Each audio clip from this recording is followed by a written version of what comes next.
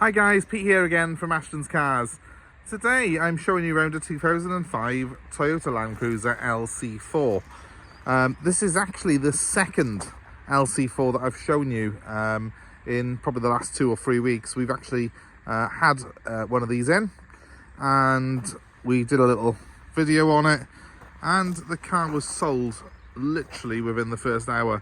I had 3 or 4 customers actually who all wanted that car. Because these are quite hard to come by and they've got such a good reputation as one of the greatest 4x4s of all time that they're just hard to come by. It's just hard to get hold of nice examples.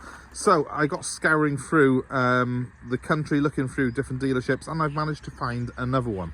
So this is it. It's just arrived with us. It's come all the way from London, this car. I know it's had a pretty easy life, this particular one.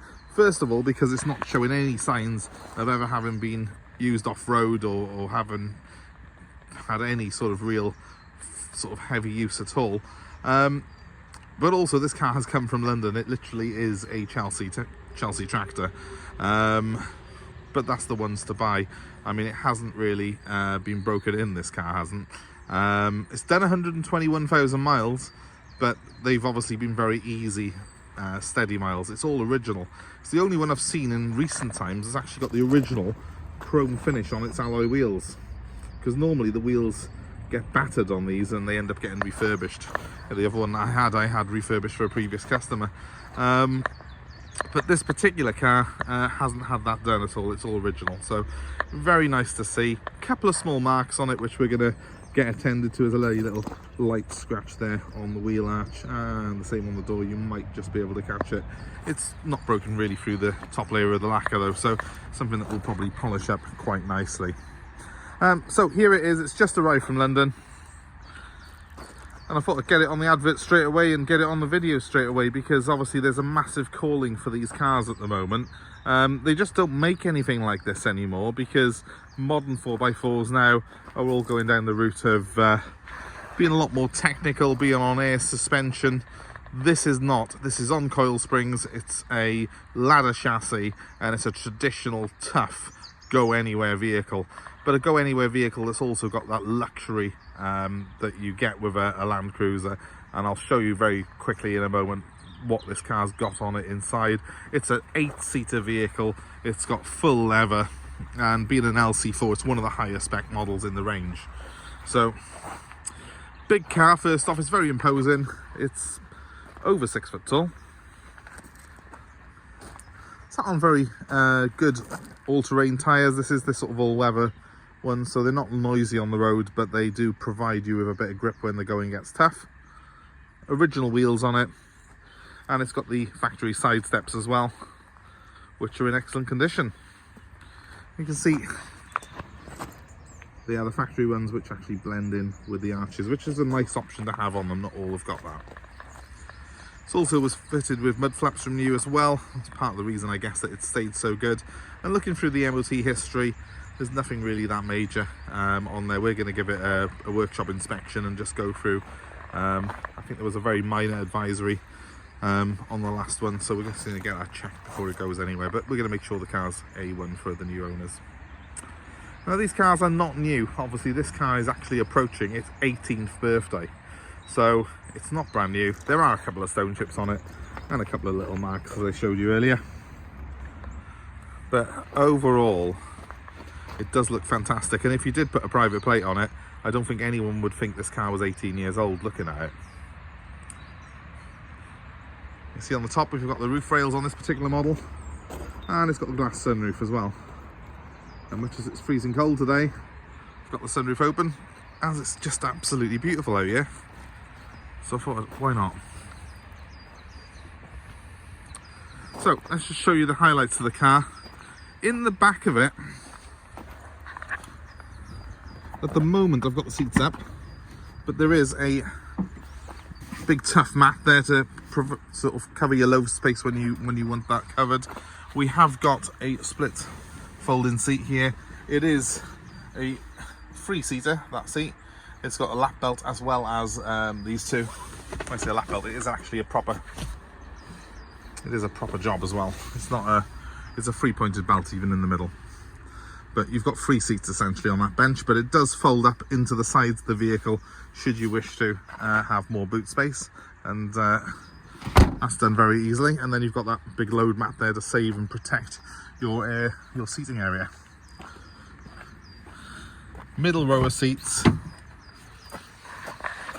excellent condition this leather is. First off, it doesn't look like it's ever been sat in, so I don't know what someone was doing with this vehicle, because they didn't go off-road by the looks of things, and they didn't use it as an 8-seater, so I think it's just been someone's day-to-day car really, and they just wanted something big and luxurious from Toyota. The box that you can see on the floor there in the sort of far footwell from me is the radio box. It's been upgraded, the stereo on this particular car, to a new DAB system, which is very good, and I think that has got Bluetooth capability as well, if I'm not mistaken. So that's a nice little addition on this particular car that you wouldn't get normally on a Landcruiser of this age.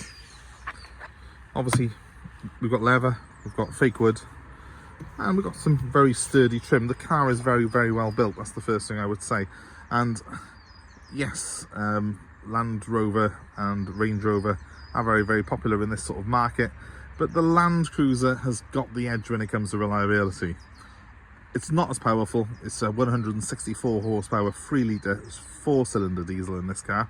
No V8 in this particular one. They do a V8 option, but it's far too thirsty for UK use. So most of the Landcruisers you'll see will have this 3-litre D4D engine, but it's very, very torquey. It's got plenty of torque in it. You never feel like you're sort of missing out on any power. And while it's a bit more gruff than the one you get in a Range Rover, it's got such a good reputation for reliability. And because this car is relatively simplistic compared to a Range Rover, being on coil springs rather than air suspension, and with a 4-cylinder rather than a V8, it's actually quite cheap to run in comparison. Probably worth mentioning as well that these 05 plate in the UK mean that you only have £360 a year road tax to pay. If you go much newer than this, you do end up hitting the sort of 650, 680 bracket of tax, but the 2005s missed out on that. So it's only £360 a year to tax this, which is a bit of a bargain when you look at how much car you're getting for your money. So I'm going to hop inside. It's made a lot easier by having these side steps on it, I will say. So we sit up very high in here. This is the one car, and I drive a Range Rover, and this is the one car that is actually higher up than my Range Rover when I'm sat in it. So we've got that great DAB stereo there. It's also got a little slot there for USB connectivity should you wish to, and yeah, it has got a Bluetooth symbol on it, so you can hook your phone up to that as well. We've got low and high ratio gears. We've got a nice automatic gearbox, traditional automatic, very easy to use. A button there which does the diff locks, and one there for the downhill control, the ascent control. That's very, very good. If you're in the snow or if you're in a very muddy terrain, you can press that button and the car will essentially just slowly crawl down any incline that you've got going down. Simple controls apart from that. We've got a climate control system there, which is typical Toyota. It has got cruise control, this car. And the dashboard's very simple and well laid out. I'll start it up so you can see it. These very plain, clear backlit dials are just beautifully done from Toyota. I think they look great. I love the way as well that the needle is sort of reflected in that silver sort of around the edge. It's very simple but quite effective. It's a very nice design. The car's done 121,853 miles, as you can probably see on there. The wood and the leather in very good condition. There's a tiny bit of wear on the driver's seat. I'll show you that in just a minute, but very, very little really considering the age of the car. And we've got dials there for the heated seats. I've got mine on at the moment because, as I did say, it's very cold. And it's a nice big long shifter on it, but it's very simple to use. Someone has also fitted some reverse parking sensors on this particular one, and that's the guide for them. They do little an acoustic aid, but they also have a visual aid in that little thing that pops out of the dashboard by there. Not a standard feature on these, but a very welcome one, I will say, when you've got a car that is around 5 meters in length. Other things to tell you, well, it's pretty simple, and we have done several videos on these now. They do have a massive following, and they do have that for a very good reason. There's nothing else like them. Yes, you can buy a Mitsubishi Shogun, but they tend to rust quite a bit by the time they're at this age now, and they're not as mechanically strong as the Landcruiser, or as capable off-road as it. And that's coming from me, and I've had several Shoguns. I'm a massive fan, but the fact of the matter is the Landcruiser is more expensive, but it's a hell of a lot better as well. The Range Rover, well, I've got one. It's parked over there at the moment, and I love my car, but even I have to admit that as in love with my Range Rover I am, this is technically the better car. This car is a stronger vehicle, it's better built, a lot better built in fact. And in terms of just that rugged appeal of an off-road vehicle, this has got the edge. Plus, they just do not make cars like this one anymore. So, what you're looking at here is probably one of the very few Landcruisers that I don't think's ever been off-road. I have taken some photographs of the underside as well. It's very difficult to show you that though on this video right now, but we have had it up on the ramps and done a quick inspection underneath before we bought it. And it's all very solid under there. Overall, I think this is one of the nicest ones I've ever seen. I might always say that, but I wouldn't have bought it if I didn't think it was one of the nicest ones I've ever seen. My life's much simpler not doing that. I did go all the way to London for this particular car, because sometimes it's worth travelling to get the best. And on that note, I am happy to deliver this car anywhere in the UK, so if you're looking for one of these and you're not necessarily anywhere near us, we're in South Wales, I'm happy to deliver this car to you. Give me a call, I'll work out a price for you. And I'm also happy to take your old car in part exchange, because that's my ride home potentially. So give us a call again, let us know what you've got, we'll work out a deal for you. If you're in the market though, the main thing is give me a ring now, because this isn't going to be around for long. It will end up getting sold to the first person that calls. My number is 07932 873 646. I'll repeat that, it's 07932 873 646. Hope to speak to you soon, and please give us a like, give us a share, subscribe to our channel for more car buying advice, more cars like this, which we've got available for sale. And please feel free to comment below your own personal experiences with Landcruisers. I'm always interested to hear of previous owners' experiences, previous owners' things that perhaps we should be looking out for on these cars, or potential buyers should be looking out for.